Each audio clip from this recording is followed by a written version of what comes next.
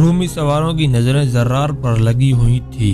خالد رضی اللہ تعالیٰ عنہ اور ان کے سوار رومی سواروں پر جا جھپٹے۔ زرار کی تلوار بھی حرکت میں آ گئی۔ رومیوں نے مقابلہ کرنے کی کوشش کی، لیکن خالد اور ان کے سواروں کی تیزی اور تندی نے رومیوں کی ایک نہ چلنے دی اور سب کٹ گئے۔ رومی سالاروں نے اسے اپنی بے عزتی سمجھا اور مزید آدمیوں کو انفرادی مقابلوں کے لیے آگے بھیجنے لگے۔ زرار نے ان میں سے 2-3 کو ہلاک کر دیا۔ مقابلے کے لیے آگے آنے والے ہر رومی کے ساتھ زرار ہی مقابلہ کرنا چاہتے تھے، لیکن خالد نے انہیں پیچھے بلا لیا اور دوسرے مجاہدین تاریخوں میں ان کے نام نہیں کو باری باری آگے بھیجا۔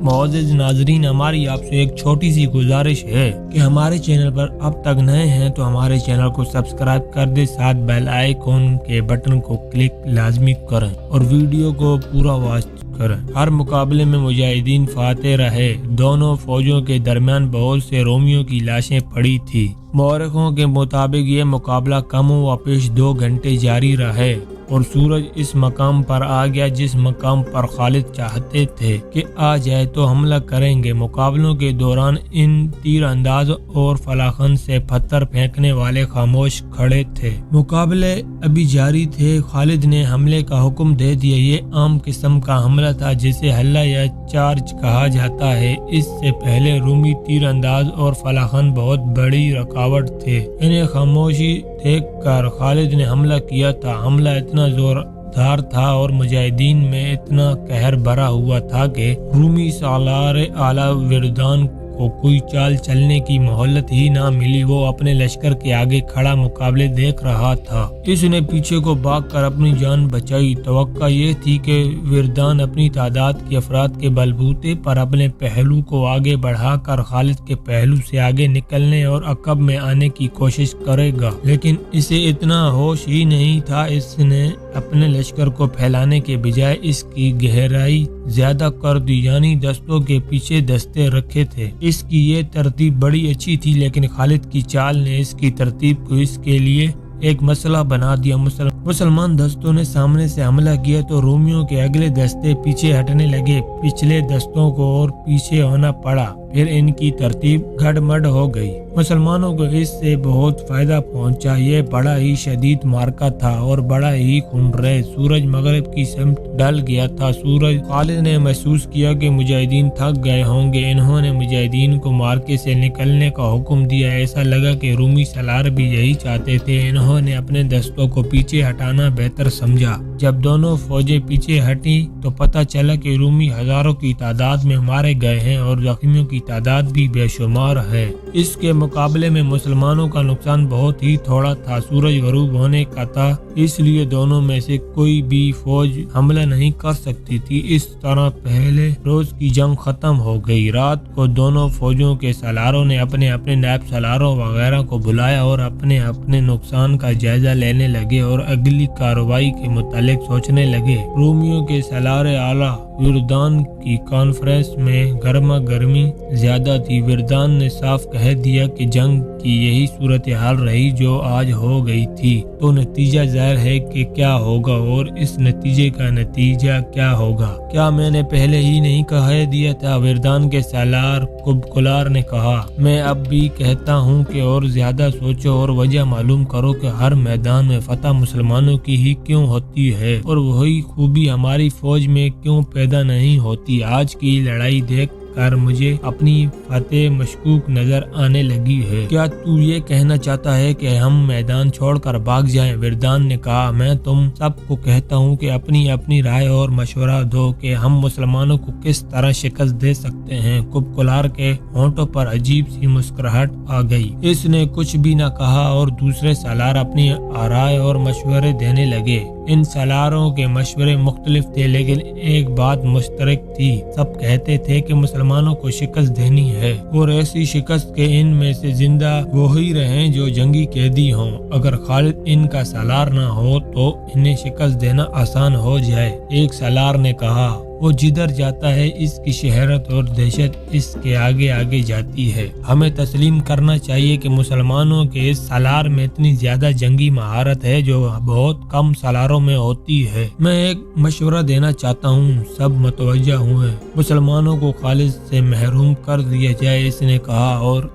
इसका एक ही तरीका है, कत्ल। कल की लड़ाई में इसे कत्ल करने की कोशिश की जाएगी। विरदान ने कहा, यह मशवरा कोई मशवरा नहीं, लड़ाई में अभी तक इसे कोई कत्ल नहीं कर सका। मशवरा देने वाले सालार ने कहा, मेरी तजवीज़ ये है कि हमारी तरफ से एक एलची खालिद के पास जाए और कहे कि हम मजीद खून खराबा रोकना चाहते हैं, हमारे पास आओ और हमारे साथ बातचीत तय कर लो। वो जब हमारे सालार आला विरदान से मिलने आ रहा हो तो कम 10 आदमी रास्ते में गाद में बैठे हुए हों। वो खालिद को इस तरह कत्ल करें कि इसके जिस्म की बोटी बोटी कर दें। बहुत अच्छी तजवीज़ है, विरदान ने कहा। मैं अभी इसका बंदोबस्त करता हूँ, दाऊद को बुलाओ। थोड़ी ही देर बाद एक ईसाई जिसका नाम तारीखों में दाऊद लिखा है विरदान के सामने खड़ा था। दाऊद, विरदान ने इससे ईसाई अरब से कहा, अभी मुसलमानों की खेमागाह में जाओ और इनके सिपा सालार खालिद बिन वलीद को ढूंढ कर इसे बताना कि मैं रोमियो के सालार का एलची हूँ।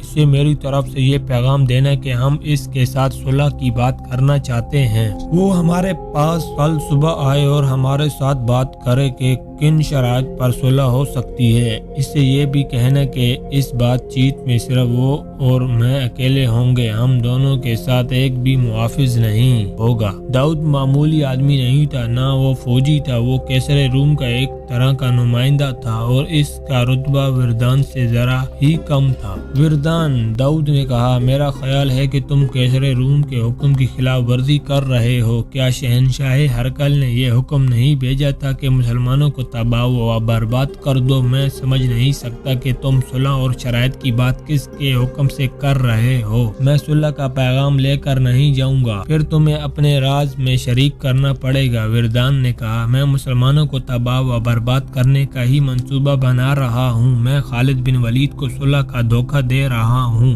वो अगर आ गया तो मुझ तक इसकी लाश पहुँचेगी। मैंने रास्ते में इसके कत्ल का इंतजाम कर रखा है। अगर ये काम करना है तो मैं तुम्हारे साथ हूँ। दाऊद ने कहा, मैं अभी जाता हूँ। दाऊद मुसलमानों के कैंप में चला गया। हर तरफ छोटी बड़ी मशालें जल रही थी। दाऊद ने अपने तारुफ कराया कि वो रोमियो का एलची है और इनके सिपा सालार के लिए पैगाम लाया है। इसे इसी वक्त खालिद के खेमे तक पहुंचा दिया गया। दाऊद आदाब बजा लाया और अपने तारुफ करा के विरदान का पैगाम दिया। खेमे में मशालों की रोशनी थी। खालिद ने दाऊद से इतना भी ना कहा कि वो बैठ जाए। वो खालिद के सामने खड़ा रहा। खालिद आहिस्ता आहिस्ता उठे और इसके थोड़ा और करीब चले गए। इनकी नजरें दाऊद की आंखों में गड़ गई थी। इन्होंने दाऊद से कुछ भी न कहा और इसकी आंखों में आंखें डालते देखते रहे। खालिद दराज कद और कवि हैकल थे। इनकी शख्सियत का परतून इनकी आंखों की चमक में था। इस दौर की तहरीरों से पता चलता है कि खालिद की आंखों का सामना कोई मजबूत दिल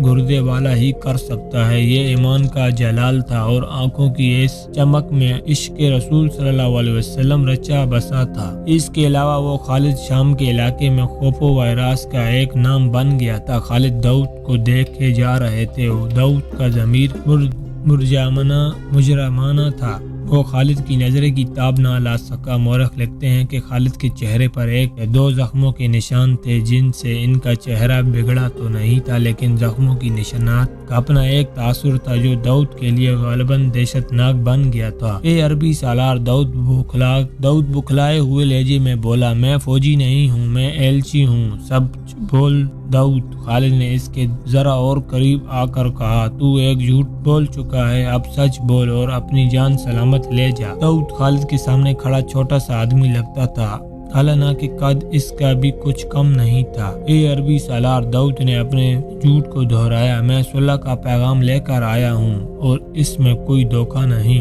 अगर तू धोखा देने आया है तो मेरी बात सुन ले। खालिद ने कहा, जितनी मक्कारी और अयारी हम लोगों में है इतनी तुम में नहीं। मकरो फरेब में हमें कोई मात नहीं दे सकता। अगर तुम्हारे सिपा सालार विरदान ने कोई फरेबकारी सोची है तो इसका नतीजा ये होगा कि رومیوں کی تباہی کا عمل اس سے تیز ہو جائے گا جتنا میں نے سوچا تھا، اور اگر اس نے سچی نیت سے صلح کا پیغام بھیجا ہے تو جاؤ اسے کہو کہ جزیہ ادا کر دے، پھر ہم صلح کر لیں گے۔ داؤد میں اتنی سی بھی ہمت نہیں تھی کہ وہ کوئی اور بات کرتا۔ وہ آداب بجا لے کر چل پڑا۔ خیمے کے دروازے میں جا کر پیچھے دیکھا۔ خالد کی نظریں ابھی تک اس سے گھور رہی تھی۔ داؤد نے منہ پھیر لیا لیکن چلا نہیں، وہیں کھڑا رہا۔ وہ محسوس کر رہا تھا کہ خالد کی نظریں اس کی کھوپڑی میں سے گزر کر اس کی آنکھوں میں داخل ہو رہی ہیں۔ وہ خالد کی طرف گھوما اور اچانک اس طرح تیز قدم اٹھائے جیسے خالد پر جھپٹنے لگا ہو۔ ابن ولید، داؤد نے شکست خوردہ آواز میں کہا، میں تجھے دھوکہ دینے آیا تھا۔ اس نے وردان کی سازش پوری کی پوری بیان کر دی اور یہ بھی بتا دیا کہ کل صبح وردان کے 10 آدمی کس جگہ گات میں ہوں گے۔ کیا تو بتا سکتا ہے؟ خالد نے داؤد سے پوچھا کہ تو جاتے جاتے رک کیوں گیا اور تو نے یہ سچ کیوں بولا؟ سچ کا صلہ لینے کے لیے، داؤد نے کہا۔ مجھے نقد انعام کی ضرورت نہیں۔ جس فوج کے سالار کی نظریں انسانوں کے جسموں میں برچی کی طرح اتر جانے والی ہوں، اس فوج کو کوئی طاقت شکست نہیں دے سکتی۔ اے عربی سالار، میرا تجربہ اور میری عقل بتاتی ہے کہ فتح تیری ہوگی۔ میں صرف اتنا صلہ مانگتا ہوں کہ جب تو ہماری بستیوں پر قبضہ کر لے تو میری خاندان پر رحم کرنا اور ان کی عزت کا، ان کی جان و مال کا خیال رکھنا۔ اس نے بتایا کہ اس کا خاندان کون سی بستی میں رہتا ہے۔ خالد نے داؤد کو رخصت کر دیا اور داؤد نے واپس جا کر وردان کو بتایا کہ وہ خالد کو پیغام دے کر آ گیا ہے اور خالد مقررہ وقت پر اکیلے آئیں گے۔ داؤد نے خالد کی شخصیت سے ایسا تاثر لیا تھا کہ اس نے اپنے آپ کو یقین دلایا تھا کہ رومی ہاریں گے اور فتح مسلمانوں کی ہوگی۔ اس نے اپنی فوج کے سالار اعلیٰ سے جھوٹ بولا کہ خالد مقررہ وقت پر آ جائیں گے۔ صبح طلوع ہوئی، ابو عبیدہ خالد رضی اللہ تعالیٰ عنہ کے پاس آئے۔ خالد نے انہیں رومی سالار وردان کی سازش بتائی۔ وہ 10 رومی مجھے قتل کرنے کے لیے گات میں پہنچ چکے ہوں گے۔ خالد نے کہا، میں چاہتا ہوں کہ اکیلا جا کر ان 10 آدمیوں کو ختم کر دوں۔ بڑا اچھا شکار ہے، نہیں ابن ولید؟ ابو عبیدہ رضی اللہ تعالیٰ عنہ نے کہا، یہ تیرا کام نہیں۔ 10 آدمیوں کے مقابلے میں تو قتل یا زخمی ہو سکتا ہے۔ تو بڑا قیمتی آدمی ہے۔ یوں کر 10 آدمی ایسے چن جو بہت ہی بہادر ہوں، انہیں وہ جگہ بتا کر بھیج دے۔ خالد نے 10 مجاہدین منتخب کیے اور انہیں بتایا کہ کہاں کہاں جانا اور کیا کرنا ہے۔ ان میں زرار بن الزغر بھی تھے۔ ان 10 آدمیوں کا کماندار مقرر کیا گیا۔ مشہور مورخ واقدی نے یہ واقعہ ذرا مختلف بیان کیا ہے۔ وہ لکھتے ہیں کہ طے یہ پایا تھا کہ خالد اور وردان کی ملاقات ہوگی۔ وردان خالد کو دبوچ لے گا اور اس کی پکار پر اس کے 10 رومی گات سے نکل کر خالد کو قتل کر دیں گے۔ 3 اور مورخوں نے بھی یہ واقعہ اسی طرح بیان کیا ہے۔ وردان نے اپنے 10 آدمی رات کے آخری پہر کی تاریکی میں گات لگانے کے لیے بھیج دیے تھے۔ خالد نے اپنے 10 آدمی اسی وقت کے لگ بھگ بھیج دیے۔ اس کے ساتھ ہی خالد نے اپنے سالاروں سے کہا کہ وہ گزشتہ روز کی ترتیب سے میدان جنگ میں کھڑے ہو جائیں اور حملے کے لیے تیار رہیں۔ وردان نے مسلمانوں کو جنگی ترتیب میں آتے دیکھ کر جنگی ترتیب میں ہو جانے کا حکم دیا اور صبح طلوع ہوتے ہی وہ شاہانہ جنگی لباس میں اس جگہ چلا گیا جہاں اس نے خالد کو ملاقات کے لیے بلایا تھا۔ ادھر سے خالد بھی آ گئے اور دونوں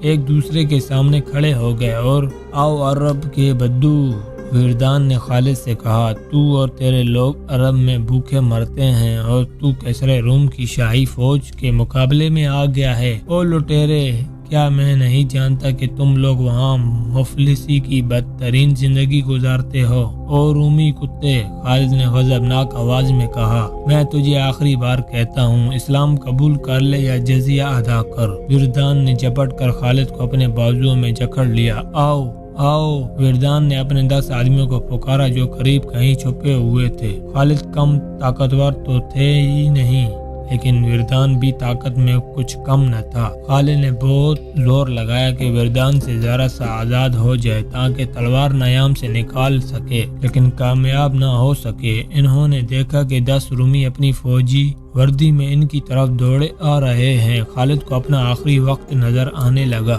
انہیں توقع تھی کہ زرار اور ان کے 9 مجاہدین نے گھات والے 10 رومیوں کو ختم کر دیا ہوگا، مگر وہ 10 کے 10 زندہ چلے آ رہے تھے۔ خالد کو خیال آیا کہ زرار اور ان کے مجاہدین رومیوں کے ہاتھوں مارے گئے ہیں، یہ بر وقت پہنچ نہیں سکے۔ رومی جب قریب آئے تو ایک نے خود ذرہ اور قمیض اتار کر پھینک دی اور اللہ اکبر کا نعرہ لگایا۔ تب خالد نے دیکھا کہ یہ تو زرار ہے۔ انہوں نے باقی 9 کو قریب سے دیکھا تو وہ ان کے اپنے ہی منتخب کیے ہوئے مجاہدین تھے۔ یہ مذاق زرار بن الزبر نے کیا تھا۔ انہوں نے گھات میں بیٹھے ہوئے رومیوں کو بڑے اطمینان سے قتل کر دیا تھا، پھر ان کی وردیاں اتار کر پہن لی۔ انہیں معلوم تھا کہ وردان پکارے گا، وہ وردان کی پکار پر نکل آئے۔ وردان خوش ہو گیا کہ اس کی سازش کامیاب ہو گئی۔ پیچھے ہٹ ابن ولید، زرار نے تلوار نکال کر کہا، یہ میرا شکار ہے۔ وہ وردان کی طرف بڑھنے لگے۔ قسم ہے تجھے اس کی جو کوئی بھی تیرا معبود ہے، وردان نے خالد سے کہا، مجھے اپنی تلوار سے ختم کر اور اس شیطان کو مجھ سے دور رکھ۔ زرار نے اپنی ایک دہشت ناک مثال قائم کر رکھی تھی۔ وردان نے زرار کو ذاتی مقابلوں میں رومیوں کو کاٹتے بھی دیکھا تھا۔ اسے ڈر تھا کہ زرار اسے اذیت دے کر مارے گا، اس کے لیے اب بھاگ نکلنا ناممکن تھا۔ وہ چاہتا تھا کہ اسے جلدی مار دیا جائے۔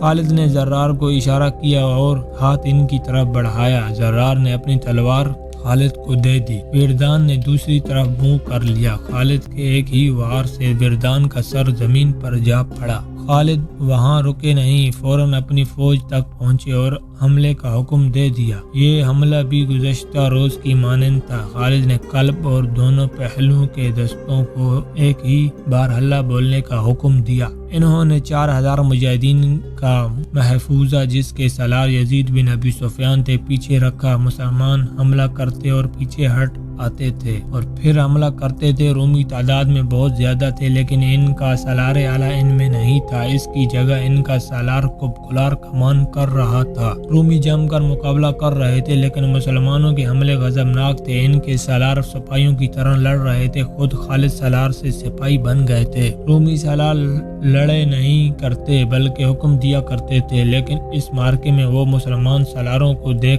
دیکھی سپاہیوں کی طرح لڑنے لگے۔ جنگ کی شدت اور خونریزی بڑھتی چلی گئی۔ دونوں طرف کوئی چال نہیں چلی جا رہی تھی۔ زیادہ نقصان رومیوں کا ہو رہا تھا، ان کا لشکر تہہ و تر تہہ تھا۔ خالد نے یہ سوچ کر اتنا شدید حملہ کرایا تھا کہ دشمن کا سالار اعلیٰ مارا جا چکا ہے اور مجاہدین یہ دیکھ کر تابڑ توڑ حملے کرتے تھے کہ رومیوں کی تعداد اتنی زیادہ ہے کہ وہ ایک دوسرے میں پھنس کے رہ گئے ہیں۔ خالد حملے کا ایک اور مرحلہ شروع کرنا چاہتے تھے جس کے لیے وہ موقع دیکھ رہے تھے۔ چند گھنٹوں بعد انہیں یہ موقع ملا۔ دونوں فوجیں تھک گئی تھی۔ رومیوں کو پتہ چل گیا تھا کہ ان کا سالار اعلیٰ ان میں نہیں، البتہ دوسرے رومی سالار پورے جوش و خروش سے لڑ بھی رہے تھے اور لڑا بھی رہے تھے۔ خالد نے 4000 نفری کے محفوظہ کو جس کے سالار یزید بن ابی سفیان تھے دشمن کے قلب پر حملے کا حکم دیا۔ یہ 4000 مجاہدین تازہ دم تھے اور لڑائی میں شریک ہونے کے لیے اتنے بےتاب کے نعرے لگاتے اور بے قابو ہوئے جاتے تھے۔ حکم ملتے ہی وہ رکے ہوئے سیلاب کی طرح آگے اور اتنا شدید حملہ کیا کہ رومیوں کی صفوں میں کے اندر تک چلے گئے۔ مجاہدین کے سالار رومیوں کے سالار کبکلار کو ڈھونڈ رہے تھے۔ مرکزی جھنڈا اسی کے پاس تھا اور وہ وردان کا قائم مقام تھے۔ پہلے بتایا جا چکا ہے کہ اس نے وردان سے کہہ دیا تھا کہ مسلمانوں کے ساتھ صلح سمجھوتا کر لیا جائے۔ کی دوربین نگاہوں نے دیکھ لیا تھا کہ مسلمان رومیوں پر غالب آ جائیں گے۔ وردان نے اسے ڈانٹ دیا تھا۔ مورخ طبری اور ابو سعید نے لکھا ہے کہ مجاہدین کو کبکلار مل گیا۔ اسے دیکھ کر سب حیران رہ گئے۔ وہ سالار لگتا ہی نہیں تھا، وہ تو جنگ سے لا تعلق کھڑا۔ اس نے اپنے سر پر اس طرح کپڑا لپیٹا ہوا تھا کہ اس کی آنکھیں بھی ڈھکی ہوئی تھی۔ اس کے محافظوں نے بے دلی سے مقابلہ کیا، شدید اس لیے کہ وہ اپنے سپہ سالار کو نیم مرادہ سمجھ رہے تھے۔ انہی سے پتہ چلا تھا کہ یہ ہے کبکلار۔ مجاہدین نے اسے ہی حالت میں قتل کر دیا۔ بعض مورخوں نے خیال ظاہر کیا ہے کہ کبکلار نے اپنی آنکھوں پر اس لیے کپڑا ڈال رکھا تھا کہ وہ اپنے अपने लश्कर का कत्लेआम नहीं देख सकता था। इसकी कुव्वत बर्दाश्त जवाब दे गई थी। रोमियों का मरकजी परचम गिर पड़ा। मुजाहिदीन अब ये नारे लगा रहे थे, खुदा की कसम हमने रोमियों के दोनों सिपहसालार को कत्ल कर दिया है। रोमियों तुम्हारा परचम कहाँ है? शहनशाह हरकल को बुलाओ। रोमियों तुम्हारी सलीबें और झंडे कहाँ हैं? मुजाहिदीन इस्लाम तो अपने अल्लाह और रसूल सल्लल्लाहु अलैहि वसल्लम और एक अकीदे की खातिर लड़ रहे थे, लेकिन रूमी जिनके हुक्म से लड़ रहे थे वो मारे जा चुके थे। मुजाहिदीन के पास ईमान की कुव्वत थी, वो जादू की तरह रूमियों पर गालिब आ गए। रूमी भागने लगे। मैं इनमें से कुछ बैतुल मुकद्दस की तरफ भागे जा रहे थे, कुछ गजा और बाज याफा की तरफ। रोमियों की जंगी ताकत को मुकम्मल तौर पर तबाह करने के लिए खालिद ने अपने सवार दस्तों को हुक्म दिया कि भागते दुश्मन का ताकुब करे और किसी को जिंदा न छोड़े। वो एक इबरतनाक मंजर था। रोमी जाने बचाने के लिए इधर उधर भाग रहे थे और मुसलमान सवार इनके ताकुब में जाकर इन्हें पर्चियों में परो रहे थे। इन रोमियों ने अपनी तादाद पर भरोसा किया था। शराब के नशे को वो अपनी ताकत समझते थे। इन्होंने मुसलमानों को गरीब और नादार समझकर इन्हें एक एक दिनार पेश किया था। खालिद ने इन्हें कहा था कि तुमसे दिनार तो हम ले ही लेंगे। अब इन रोमियों को कहीं पनाह नहीं मिल रही थी। इनका मैदान जंग में इतना नुकसान नहीं हुआ था जितना मैदान जंग से भागते वक्त हुआ। इनमें से खुश किस्मत वो थे जो बैतुल मुकद्दस पहुंच गए और शहर में दाखिल हो गए थे। ये कत्लेआम इस वक्त रुका जब सूरज गरूब हो गया और अंधेरा इतना कि सवारों को अपने घोड़ों के सर नजर नहीं आते थे। इस वक्त खालिद अपने खेमे में थे। इन्हें बताया गया कि दाऊद नाम का एक ईसाई अरब इनसे मिलने आया है। खालिद नाम सुनते ही बाहर को दौड़े। खुदा की कसम दाऊद, खालिद इसे गले लगा कर बोले, तूने मेरी फतह आसान कर दी है। बंदों का शुक्रिया अदा करना भी आला अखलाक की अलामत होती है। कोई भी इनाम काफी नहीं हो सकता जो मैं तुझे दूं। कहाँ है तेरे बीवी बच्चे? किसी ने इन पर हाथ तो नहीं उठाया? नहीं इब्ने वलीद, दाऊद ने कहा, मैं कोई इनाम लेने नहीं आया। मुझे इनाम मिल चुका है। देख मैं जिंदा हूँ और मेरा सारा खानदान जिंदा है। अब एक इनाम मुझे ये दे कि ये राज तेरे सीने में रहे कि मैंने तेरी कुछ मदद की थी। रूम की शहनशाही जिंदा है। अभी तो तू इस शहनशाही में दाखिल हुआ है, तेरा राज कैसरे रूम तक नहीं पहुंचेगा। खालिद ने कहा, और खुदा की कसम तू माले गनीमत के हिस्से का हकदार है। मैं तुझे हिस्सा दूंगा और तू जो मांगेगा दूंगा। चंद रोज बाद मदीना में ईद जैसी खुशियां मनाई जा रही थी। खालिद ने अमीरुल मोमिनीन अबू बकर सिद्दीक रज़ी अल्लाह तआला अन्हु को खत लिखा था कि 3 गुना ताकतवर रोमियों पर किस तरह फतह हासिल की गई है, जिसमें 50,000 रोमी हलाक हुए हैं। इसके मुकाबले में शहीद होने वाले मुजाहिदीन की तादाद 450 थी। खालिद का यह खत पहले मस्जिद में पढ़ कर सुनाया गया, फिर मदीना की गलियों में लोगों को इकट्ठा करके सुनाया गया। लोग एक दूसरे से बगल गिर होने लगे। मदीना फतह व मसरत के नारों से गूंजने लगा।